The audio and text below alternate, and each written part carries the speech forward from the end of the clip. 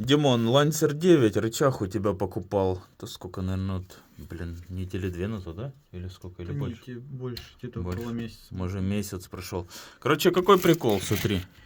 Новый рычаг и гуляет шаровая, видишь? На рычаге смещается.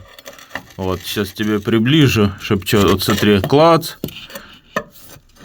Клац. Долго не могли понять, что стучит.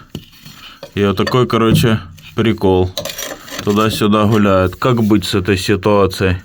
Ее, конечно, можно обварить, но если я обварю, скорее всего, шаровой придет габела.